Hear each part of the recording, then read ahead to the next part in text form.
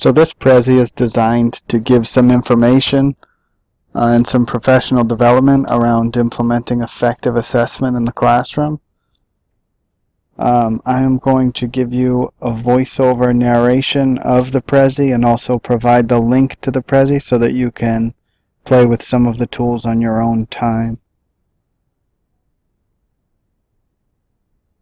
So effective assessment in the classroom relies on a handful of things. I'm going to go over briefly 5 of the things that I am deeming most important in order to implement successful, effective assessment. Those things are learning targets, matching methods with the targets, connecting technology use to standards and targets, effective feedback, and then differentiating for various student needs. So learning targets, and there are more than the ones I'm listing, are knowledge, which is content to be mastered and understood, reasoning, which is using knowledge to figure things out, performance skills, which is development of behavioral or process skills. Products can be creating tangible products, and disposition, which is the development of attitudes and interests. So these 5 learning targets are essential in the teacher being able to understand what are you trying to assess. Those are 5 very different things, and so it's important to going into a lesson for you to understand what you are trying to assess and where your scholars are in that assessment.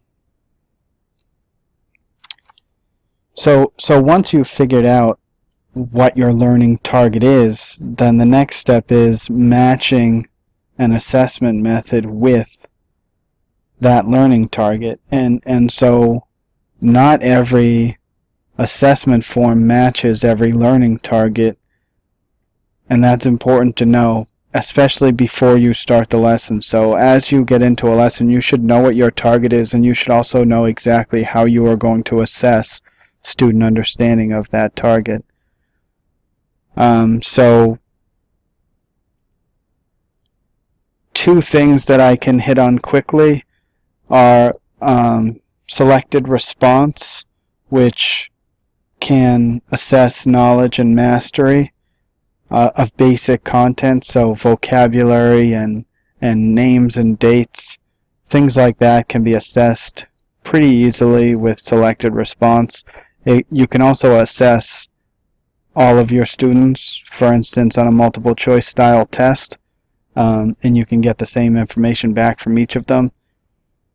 If you want to assess knowledge that is to be mastered, that is organized in complex relationships, for instance, you could use an essay to do that. You would get many different responses, and there's not one right answer. But again, assessment tools should always match the learning goals.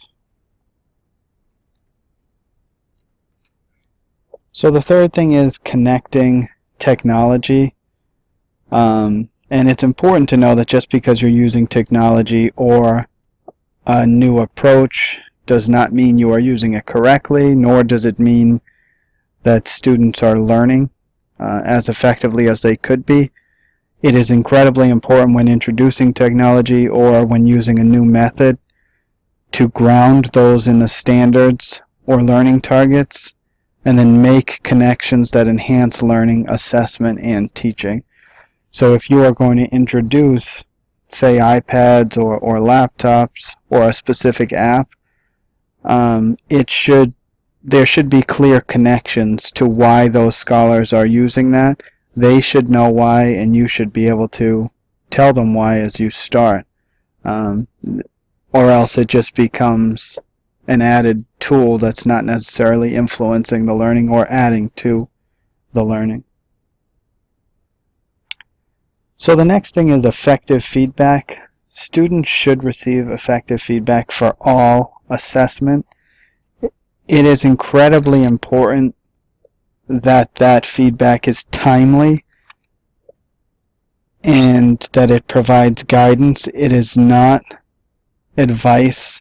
It should not be judgmental, and it should allow scholars to compare what they are doing to a mastery product or an exemplar, and they should be able to build off of their feedback. So I provided a link to a YouTube video in which I go through Wiggins' 7 steps of effective feedback, and that might be helpful to go through and see the 7 steps and how each of them are described.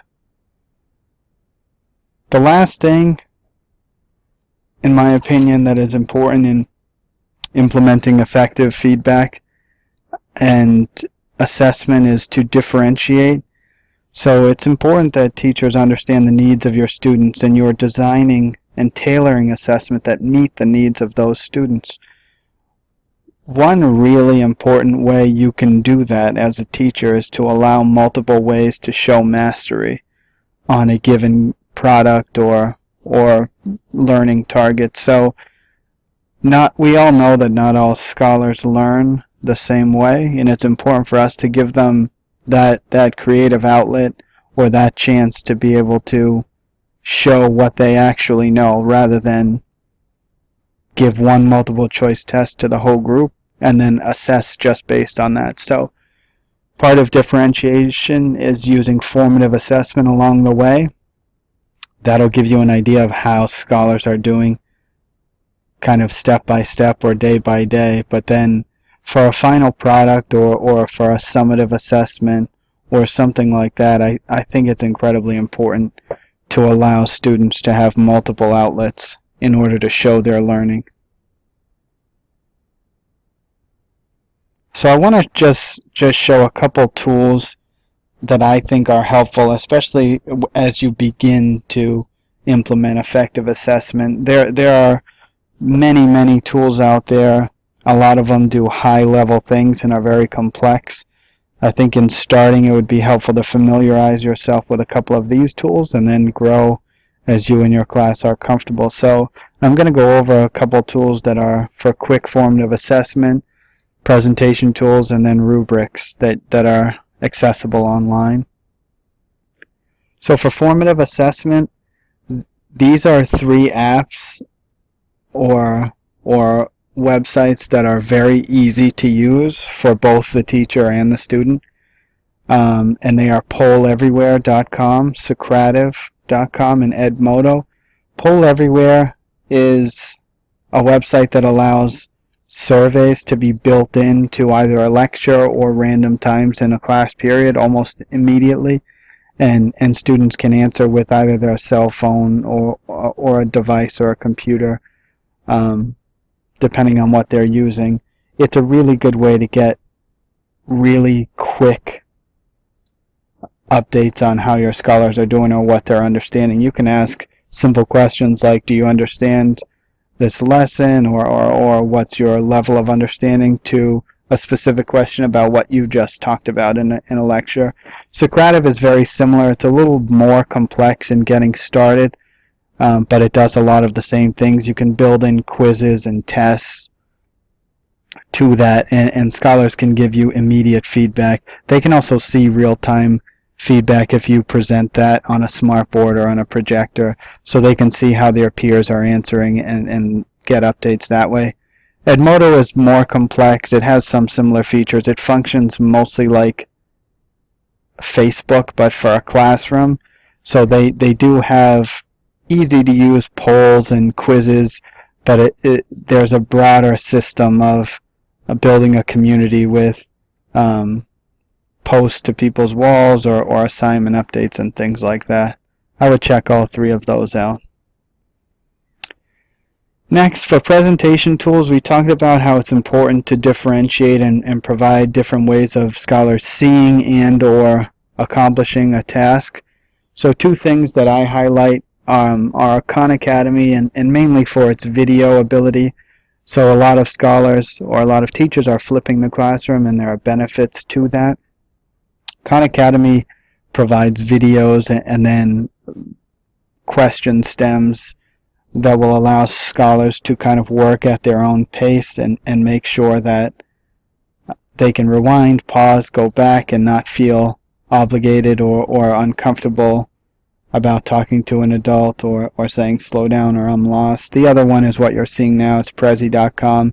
It's an interactive form of PowerPoint, and so oftentimes these things are different for scholars, and you can get their attention, and they can be very creative with these. The last thing is rubrics. I provide 2 links here to websites that will create rubrics or have stored rubrics made by other teachers or made by these companies, and that's 4allrubrics.com and Rubistar.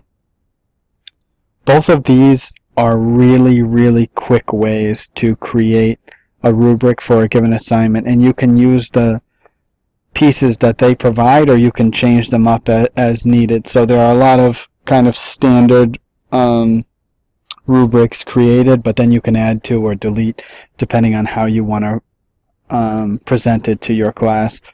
I provided a link here to a separate Prezi that I did outlining important information on rubrics and touching actually a little bit on Rubistar, so that can help you explore those websites a little bit as well.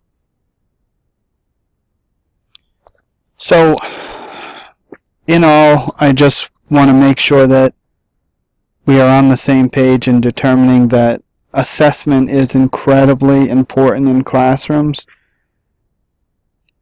And these are some tools and tips that will help you implement assessment more effectively. Now, there are many more tools and there are many more ideas around this subject, but this is a start. This is a jumping off point for us to kind of get on the same page and looking at some of these apps or tools and sharing some ideas around this. So hopefully within our community we can look at this and talk about some other tools or ideas that we have and build a community that is using assessment effectively at all times and for all students.